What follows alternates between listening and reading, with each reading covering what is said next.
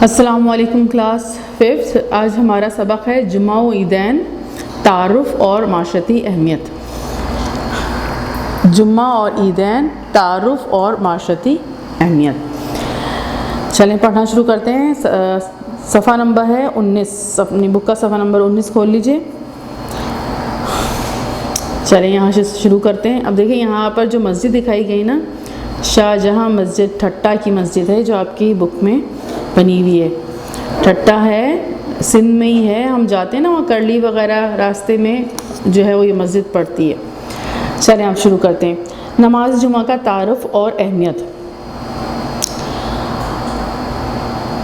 جمعہ کی نماز مسلمانوں پر فرض ہے۔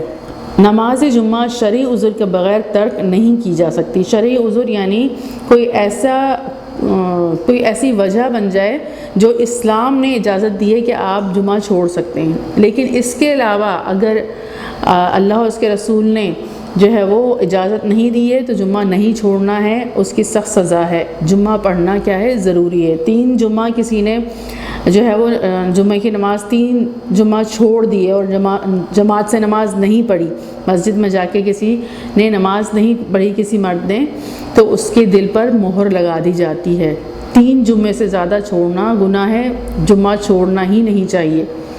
ہاں کوئی شرعی عذر ہو، کوئی واقعی ایسی مشکل ہو جس میں اللہ تعالیٰ اور رسول پاک نے ہمیں جمعہ چھوڑ دینے کی اجازت دی ہو، وہ الگ بات ہے۔ لیکن اگر بغیر شرعی عذر کے، یعنی اللہ اور اللہ کے رسول نے وہ اس بات کو جو ہے وہ وجہ نہیں بتایا کہ اس وجہ کے تحت، تو بغیر کسی وجہ کے، بغیر کسی شرعی عذر کے جمعہ چھوڑنا جائز نہیں ہے۔ نماز جمعہ ظہر کے وقت باجماعت ادا کی جاتی ہے۔ نماز جمعہ میں خطبے سے پہلے اذان دی جاتی ہے۔ اذان کے بعد امام 2 خطبے پڑھتا ہے، یعنی جس طرح ظہر کی نماز عام دنوں میں ہوتی ہے اسی وقت پہ یہ جمعہ کی نماز ادا کی جاتی ہے۔ اور اس میں یہ ہے کہ جمعہ کے دن ایک اذان پہلے بھی ہوتی ہے اور پھر اس کے بعد جو ہے وہ ایک اور اذان ہوتی ہے، اور پھر اذان کے بعد امام 2 خطبے پڑھتا ہے جن میں اللہ تعالیٰ کی، اب یہ خطبہ کیا ہے، خطبے میں کیا ہوتا ہے؟ خطبے میں اللہ تعالیٰ کی بڑائی، حمد و ثنا، نبی کریم صلی اللہ علیہ وآلہ وسلم پر درود و سلام پڑھا جاتا ہے، اور اس کی یعنی حضرت پاک صلی اللہ علیہ وسلم کی اطاعت و فرمانبرداری، نیکی، بھلائی اور آپس کے اچھے تعلقات کا درس دیا جاتا ہے، اور سلف صالحین اور تمام مسلمانوں کے حق میں دعائیں خیر کی جاتی ہے۔ جو سلف صالحین یا جو پیچھے ہمارے بزرگان دین یا ہمارے جو بڑے اس دنیا سے جا چکے ہیں، جو ہمارے جو ہے مسلمان اس دنیا سے جا چکے ہیں، ان کے لیے اور تمام مسلمانوں کے لیے اس میں کیا کی جاتی ہے؟ دعائیں کی جاتی ہیں۔ تو یہ جو ہے وہ خطبے کے بعد 2 رکعت نماز جمعہ باجماعت ادا کی جاتی ہے۔ اللہ تعالیٰ نے قرآن مجید میں نماز جمعہ کی تاکید اس آیت میں کی ہے، سورہ جمعہ آیت 9 میں، اعوذ باللہ من الشیطان الرجیم، یا ایھا الذین آمنوا اذا نودی للصلاۃ من یوم الجمعۃ فاسعوا الی ذکر اللہ وذروا البیع۔ مومنوں، جب جمعے کے دن نماز کے لیے اذان دی جائے تو اللہ تعالیٰ کی یاد یعنی نماز کے لیے جلدی کرو اور خرید و فروخت ترک کر دو، پھر کسی اور کام میں ملوث نہیں ہونا چاہیے۔ جب جمعہ کی اذان ہو جائے تو سارے کام چھوڑ کر تیاری کرنی چاہیے جمعے کی، اور جمعہ لازماً ادا کرنا چاہیے۔ اس سے مسلمانوں کو بہت زیادہ کیا ہوتا ہے؟ فائدہ ہوتا ہے۔ کیونکہ دین کی باتیں بھی ہم وہاں سیکھتے ہیں، جیسے خطبہ انہوں نے جو ہے وہ بتایا کہ خطبے میں کیا ہے؟ بھلائی اور نیکی کی باتیں سکھائی جاتی ہیں۔ تو یہ تمام چیزیں ہمارے لیے جمعہ اٹینڈ کرنا بہت زیادہ کیا ہے؟ ضروری ہے۔ اگر ہم جمعہ صحیح طریقے سے اٹینڈ کریں گے تو ہم دین کی باتیں بھی کیا کرتے رہیں گے؟ سیکھتے رہیں گے۔ یہ اللہ اور اس کے رسول نے ہمارے لیے بہت آسانی پیدا کی ہے تاکہ ہم آسانی سے کیا کر سکیں؟ دین سیکھ بھی سکیں، اور اس کے علاوہ جو ہے وہ اللہ تعالیٰ کے حضور ہم دعائیں کرتے ہیں اور سب مل کر دعا کرتے ہیں، کیونکہ ساری بستی کے تمام لوگ اس مسجد میں جمع ہوتے ہیں تو اجتماعی دعا ہوتی ہے، تو بہت زیادہ جو ہے وہ اس کی کیا ہے؟ اہمیت ہے۔ اور اسی لیے اللہ تعالیٰ نے قرآن مجید میں سورہ جمعہ میں فرمایا ہے کہ جب جمعے کے دن نماز کے لیے اذان دی جائے تو اللہ تعالیٰ کی یاد یعنی نماز کے لیے جلدی کرو اور خرید و فروخت ترک کر دو، یعنی اب دنیاوی کام کیا ہو جانے چاہیے؟ تم نے چھوڑ دینے ہیں اور نماز کے لیے جو ہے وہ جانا ہے۔ نماز جمعہ کے آداب کیا ہیں؟ یعنی اب نماز جمعہ کے آداب کا مطلب ہوتا ہے اسے کتنی عزت و احترام کے ساتھ کس طریقے سے جو ہے وہ ہمیں ادا کرنا چاہیے۔ نماز جمعہ کے آداب کیا ہیں؟ نماز جمعہ کے لیے غسل کر کے صاف ستھرے کپڑے پہن کر اور خوشبو لگا کر مسجد جانا چاہیے۔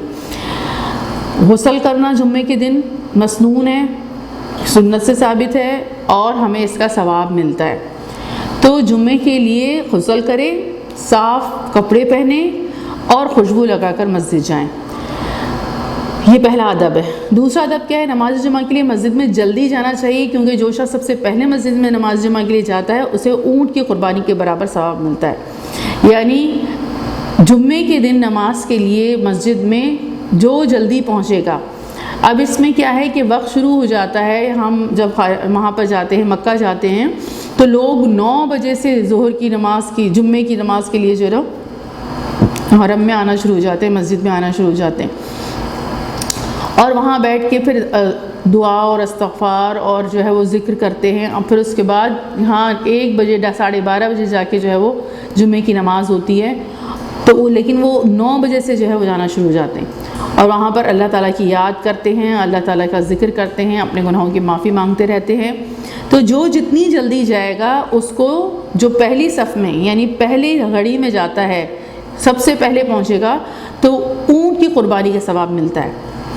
تو یہ دوسرا ادب ہے، یعنی جلدی پہنچنا چاہیے، اتنا دیر نہ کر دیں کہ جو ہے وہ نماز کھڑی ہو گئی ہے، امام خطبہ دینے کے لیے آ گئے ہیں اور پھر اس کے بعد کوئی جا رہا ہے، تو ہوتا یہ ہے کہ اس کا جب کوئی جمعے کے دن مسجد کا جو ہے وہ جانے کا سلسلہ شروع ہوتا ہے، تو جو سب سے پہلے جاتا ہے اسے اونٹ کی قربانی کا ثواب ملتا ہے، اور جو اس کے بعد جاتا ہے اسے گائے کی قربانی کا، اس کے بعد جو جاتا ہے اسے جو ہے وہ بھینڈا ذبح کرنے کا، جو ہے وہ یہ جو بھیڑ ہے اس کا، اور پھر اس کے بعد جو جاتا ہے تو مرغی، اور پھر جو اللہ کی راہ میں دینے کا، اور پھر اس کے بعد جو جاتا ہے وہ انڈا اللہ کی راہ میں دینے کا ثواب ملتا ہے۔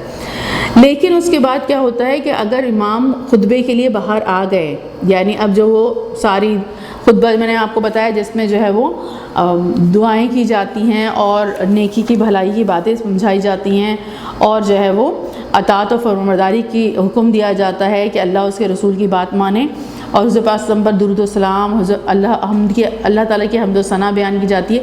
یہ جو خطبہ دینے کے لیے امام اگر باہر آ گئے ہیں، اس کے بعد اگر کوئی جو ہے وہ مسجد میں داخل ہوتا ہے، تو جو فرشتے مسجد کے دروازے پہ کھڑے ہوئے سب کی انٹری کر رہے ہوتے ہیں، مسجد کے دروازے پہ کھڑے ہو کر فرشتے لکھ رہے ہوتے ہیں کہ کون کس وقت میں آیا، کون کس وقت میں آیا، کون کس وقت میں آیا۔ لیکن جب امام باہر آ جاتے ہیں خطبہ دینے کے لیے، مسجد ممبر پر آ جاتے ہیں، تو یہ جو فرشتے جو مسجد کے دروازے پہ کھڑے ہوئے تھے، یہ اپنا رجسٹر وغیرہ بند کر کے یہ بھی خطبہ سننے چلے جاتے ہیں، اور ان لوگوں کی جو مسجد اتنی دیر سے آتے ہیں ان کی ان فرشتوں کے رجسٹر میں انٹری ہی نہیں ہوتی۔ تو کیا ہے کہ جلدی پہنچنا چاہیے تاکہ ہمیں وہ سوارا ثواب جو ہے وہ ملے۔ تو دوسرا ادب کیا ہے کہ مسجد میں جلدی پہنچیں، جمعہ کے دن مسجد میں جہاں جگہ ملے وہاں بیٹھ جائیں۔ لوگوں کی گردنوں پر پھلانگ کر آگے جانا یا کسی کو اٹھا کر اسی جگہ پر بیٹھنا درست نہیں ہے۔ بہت سے لوگ اصل میں جو دیر سے آنے والے لوگ ہوتے ہیں نا، وہ یہ حرکتیں کرتے ہیں، اور ایک تو گناہ دیر سے پہنچے، وہ غلط کام کیا، اور پھر اس کے بعد وہ کیا کرتے ہیں، آگے پہنچنے کی، آگے سے آگے بیٹھنے کی کوشش کرتے ہیں، تو پھر اس میں کیا ہے کہ لوگوں کی گردنوں پر سے پھلانگتے کیونکہ آگے جانا ہے ان کو، اور یا پھر کسی کو اٹھاتے ہیں خود بیٹھتے ہیں۔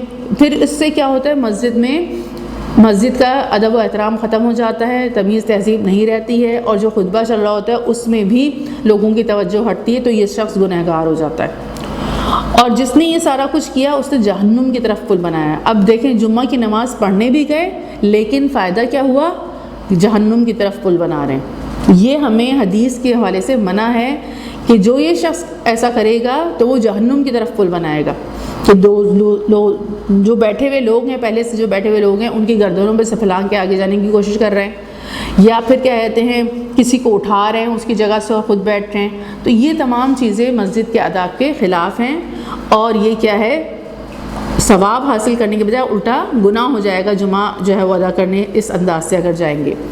تو تیسرا ادب کیا ہے کہ جہاں جگہ ملے وہیں پر کیا کریں، بیٹھ جائے۔ اب جس بھی وقت گئے ہیں اور پھر جہاں اگر جلدی جائیں گے تو آگے کی جگہ خود ہی مل جائے گی، تو کیا ہے کہ اگر دیر ہو گئی ہے تو جہاں کہیں جگہ مل جائے وہیں پر کیا ہے، بیٹھ جائیں۔ اس طرح کی حرکتیں کرنا جائز نہیں ہے کہ لوگوں کی گردنیں کو پھیلان کے جائیں یا کسی کی جگہ کو جو ہے وہ کسی کو اٹھا کے خود بیٹھنے کی کوششیں کریں۔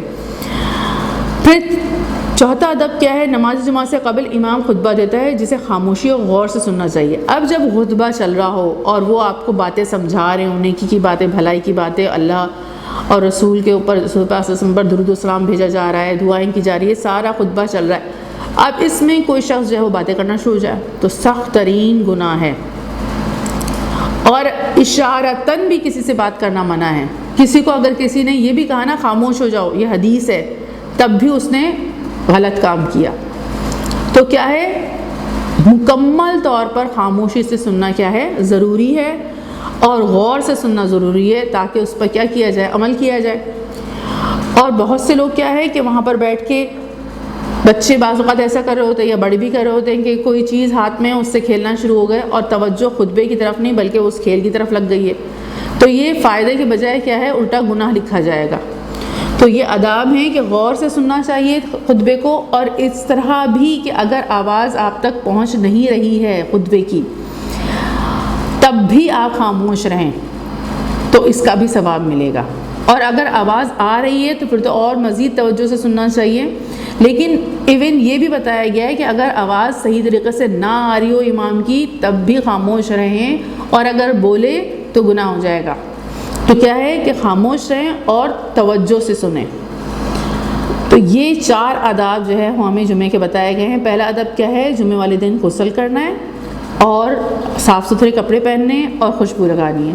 دوسرا کیا ہے، مسجد میں جلد پہنچنا ہے، یہ نہیں کہ بہت دیر لگا دی، جلدی پہنچنے کی کوشش کریں، اور جو سب سے پہلے مسجد میں داخل ہوں گے، سب سے پہلے صف میں آگے کھڑے ہوں گے اور پہلے داخل ہوں گے، انہیں کیا ہے، اونٹ کی قربانی کا ثواب ملے گا۔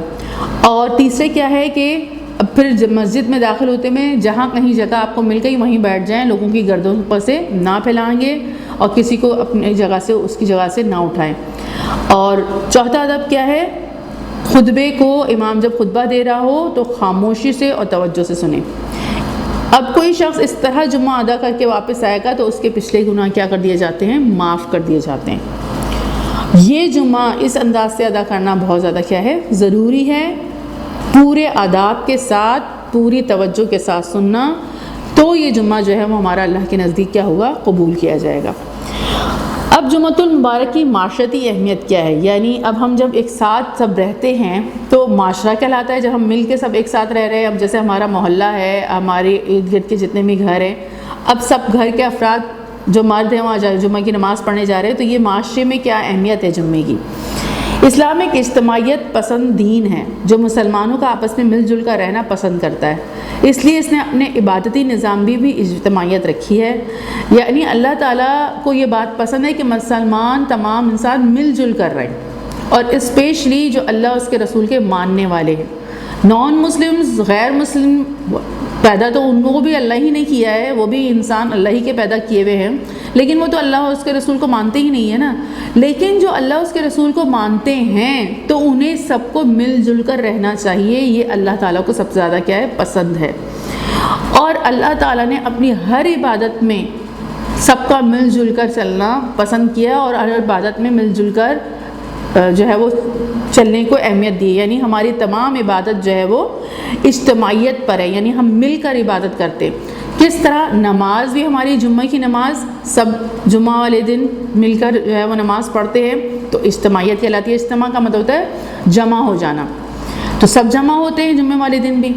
اسی طرح ہر نماز میں بھی جمع ہوتے ہیں، لیکن جمعہ والے دن زیادہ تعداد میں لوگ جمع ہوتے ہیں۔ پھر روزہ جب ہو رہا ہوتا ہے تو پوری دنیا کے تمام مسلمان ایک ساتھ مل کر جو ہے رمضان کے روزے رکھتے ہیں، اس میں بھی سب جمع ہو جاتے ہیں۔ اسی طریقے سے حج پر سارے کے سارے پوری دنیا کے مسلمان جمع ہوتے ہیں، تو ہماری تمام عبادات جو ہے وہ اجتماعیت کا منظر پیش کرتی ہیں، اور اللہ تعالیٰ نے اس میں ہماری تمام عبادتوں کے نظام میں اجتماعیت رکھی ہے، کیونکہ اللہ تعالیٰ کو اس طرح ہی مسلمانوں کا رہنا جو ہے وہ پسند ہے، اور عبادت میں بھی سب کا اکٹھے عبادت کرنا اللہ تعالیٰ کو پسند ہے۔ اب اس سے فائدے بھی بہت ہوتے ہیں۔ تو اسلام ایک اجتماعیت پسند دین ہے جو مسلمانوں کا آپس میں مل جل کر رہنا پسند کرتا ہے، اس لیے اس نے اپنے عبادتی نظام میں بھی اجتماعیت رکھی ہے اور اجتماعی عبادت کو بہت بڑی اہمیت دی ہے۔ اجتماعی عبادت کا اصل مقصد یہ ہے کہ مسلمان آپس میں مل جل کر زندگی گزاریں۔ اس کا مقصد کیا ہے؟ یعنی تمام عبادتیں جو ہماری اجتماعیت کا منظر پیش کرتی ہیں، اس کا مقصد کیا ہے کہ مسلمان آپس میں مل جل کر زندگی گزارے، انہیں ایک دوسرے کے مسائل کا علم ہو۔ یعنی ظاہر ہے جب جمعے کے دن سارے کے سارے ایک جگہ جمع ہوتے ہیں اور مسجد میں جمع ہوتے ہیں تو سب ایک دوسرے کو پہچانتے بھی ہیں اور سب ایک دوسرے کے مسئلے مسائل بھی سنتے ہیں، کوئی پریشانی ہوتی ہے تو سب مل کر ایک دوسرے کے مسئلے کو کیا ہے حل کرنے کی کوشش کریں۔ اب ہمارے یہاں یہ منظر نظر نہیں آتا، لیکن بنایا اسی انداز سے ہے، سسٹم اللہ تعالیٰ نے اسی انداز سے دیا ہے تاکہ مسلمان سارے ایک دوسرے کے ساتھ محبت و پیار سے رہیں اور کوئی کسی کے لیے پریشانی کا باعث بھی نہ بنے، اور اگر کوئی شخص کسی پریشانیوں میں تکلیف میں ہو تو سب مل کر اس کی مدد کریں، کیونکہ ظاہر ہے جب ملیں گے، مل کر اکٹھے ایک ہی جگہ کے تمام لوگ اکٹھے ہوں گے تبھی تو ایک دوسرے کے مسئلے مسائل کیا ہوگا پتہ چلے گا، اور سب مل کر اس کی جو ہے وہ مدد کریں اور اس کو مشکل سے نکالنے کی کیا کریں کوشش کریں۔ تو اس کا مقصد کیا ہے کہ ایک دوسرے کے مسائل کا علم ہو، ان کے باہمی تعلقات خوشگوار ہوں، سب آپس میں جو ہے وہ اچھے تعلقات قائم کریں، آپس میں ہمدردی ہو، محبت اور تعاون کا جذبہ پیدا ہو۔ ظاہر ہے جب سب ایک ساتھ مل جل کے رہتے ہیں تو دوستیاں ہو جاتی ہیں اور محبتیں بڑھتی ہیں اور سب ایک دوسرے کے ساتھ کیا کرتے ہیں تعاون کرتے ہیں، یعنی ان کے مسئلے مسائل میں ایک دوسرے کا ساتھ دیتے ہیں، خوشیوں میں بھی ساتھ دیتے ہیں۔ اسلام کی تمام عبادات باہمی ربط یعنی آپس میں ایک دوسرے کا تعلق جوڑتی ہیں، نظم و ضبط کا درس دیتی ہیں۔ اس کے ساتھ ساتھ کیا ہے کہ اس طرح جو اجتماعیت ہے اور سب ایک ساتھ مل کر جو ہے وہ جمع ہوتے تو بے ہنگم طریقے سے نہیں ہوتے، نظم و ضبط بھی ہے۔